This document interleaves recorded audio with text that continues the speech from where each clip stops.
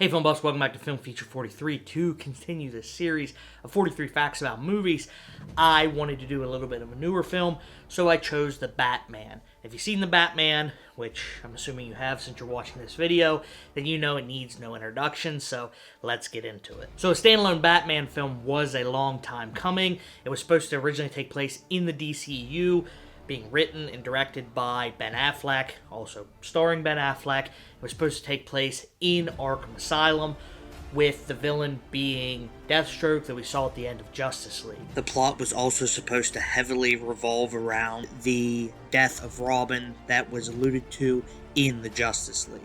But with Batman vs. Superman and the Justice League putting a bad taste in Ben Affleck's mouth for the Caped Crusader, he decided to back out. There were a lot of other directors in line to direct this, one of which being George Miller, that we all know for directing the movie Happy Feet.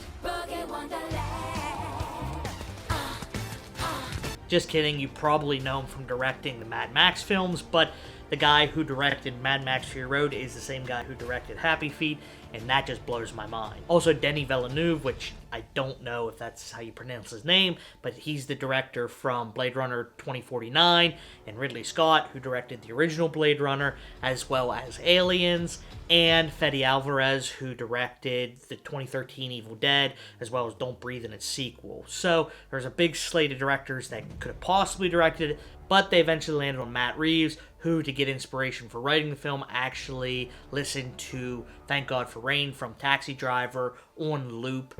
May 10th. Thank God for the rain, which has helped wash away the garbage and the trash off the sidewalks.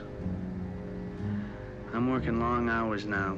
6 in the afternoon to 6 in the morning, sometimes even 8 in the morning. He also listened to Nirvana repeatedly because he wanted to make his Bruce Wayne kind of like Kurt Cobain, in the fact that he looks at Bruce Wayne as someone who's really passionate about something and is willing to risk his life for that, and he kind of likened that to Kurt Cobain in music. Speaking of music, Michael Giacchino actually wrote the score for The Batman before the movie was ever finished. He also joins the ranks of people like Danny Elfman and Hans Zimmer and Lauren Balfe as people who wrote the scores for Mission Impossible movies as well as Batman movies. All of these men have also written scores for Spider-Man movies, except for Lauren Balfe. Matt Reeves always had the reclusive actor Robert Pattinson in mind to play Bruce Wayne because he reminded him a lot of Kurt Cobain, so he wrote the role of Batman with Pattinson in mind. Pattinson didn't know that he was the frontrunner for Batman, so he decided to take a selfie of himself, which is how selfies work, in the Batsuit in case things didn't work out. It'd look a little strange though because said Batsuit was actually Val Kilmer's Batsuit with George Clooney's cowl, because Val Kilmer's cowl did not fit on Robert Pattinson's head, so it's kind of a mismatch. Auditions for The Batman took place during rehearsals for Tenet, so Robert Pattinson lied to Christopher Nolan saying he was going to a family emergency. Christopher Nolan actually knew because Christopher Nolan knows everything about Batman and asked Robert Pattinson straight out, are you going to audition for Batman? And Pattinson owned up to it. Then when Pattinson found out that he got the role, Christopher Nolan actually knew before Robert told anyone, so you can say that Nolan kind of has the inside track on Batman.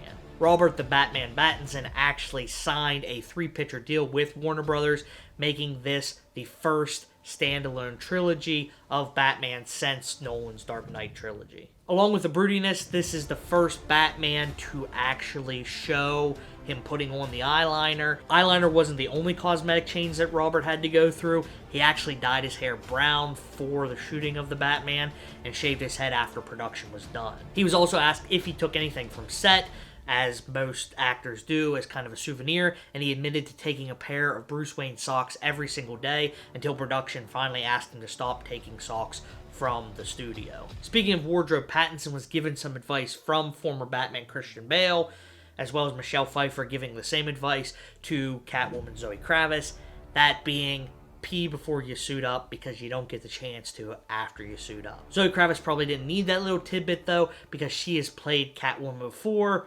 albeit in animation, in the Lego Batman movie. Catwoman! Meow, meow, You're in, damn it. But playing live-action Catwoman comes with its own challenges, and Zoe Kravitz has admitted that the biggest challenge of filming the Batman was keeping the cats under control. They were ruining takes left and right, so that was her biggest struggle for this film. Kravitz wasn't the only one returning to the superhero genre. Colin Farrell, who gave an outstanding performance as the Penguin in this film, played Bullseye against Ben Affleck's Daredevil in the 2000s Daredevil film. He's completely unrecognizable in this film with his fat suit and face prosthetics that actually came in 6 different pieces and had to be applied every day during production. He wanted to test out how unrecognizable he was, so he went to Starbucks in costume to see if anybody would recognize him, and no one did.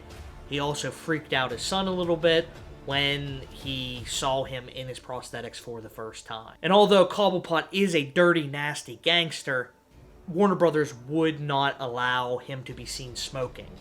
I guess they didn't want kids emulating this awesome gangster. And it's kind of weird because Colin Farrell really wanted the character to smoke a cigar. In every iteration of Cobblepot before, whether it be film or comics or the 90s animated show, had him either smoking a cigar or the weird Cruella de Vil cigarette thing. So Warner Brothers was staunchly against this, and they got their way. The Batman wasn't Farrell's first brush with a Batman property, though.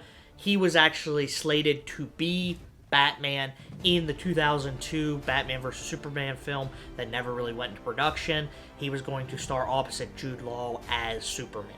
If history would have been a little different, that would have happened. And also, he may have not been Penguin in this movie. Jonah Hill was actually slated to be the Penguin, but left the film because of creative differences.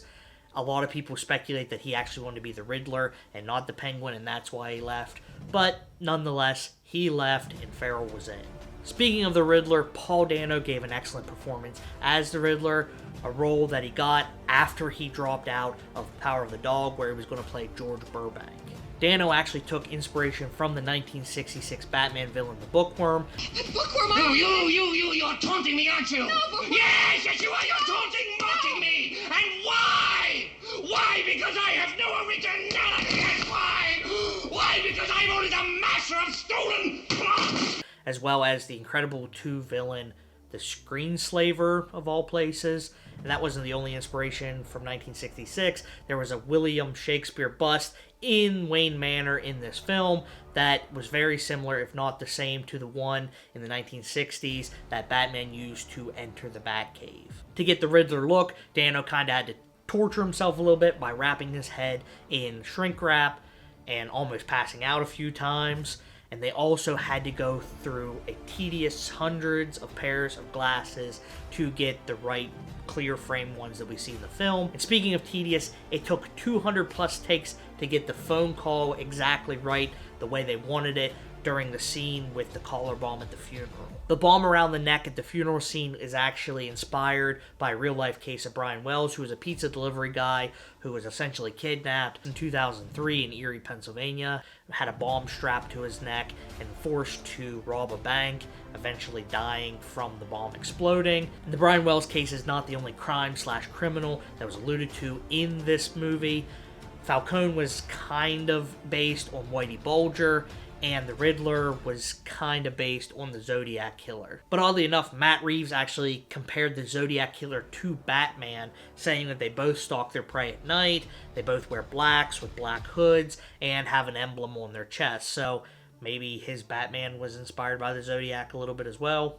Who knows? The final big villain in this movie was Barry Keoghan's Joker, who was seen just a little bit, but he was supposed to have a much bigger role. As a lot of us know, as I'm doing this video, they just released a deleted scene of the Joker kind of filling this Hannibal Lecter-like role as an homage to Manhunter or Silence of the Lambs. It was actually supposed to be a lot bigger role for Keoghan, and Batman was supposed to use him to kind of figure out what the Riddler's next move was.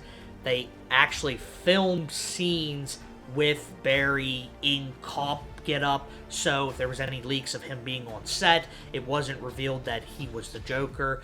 People would think that he's just some cop in the film. But they didn't use any of that because they didn't really end up using the Joker as much as they were going to. One character that we cannot overlook in this movie is the Batmobile.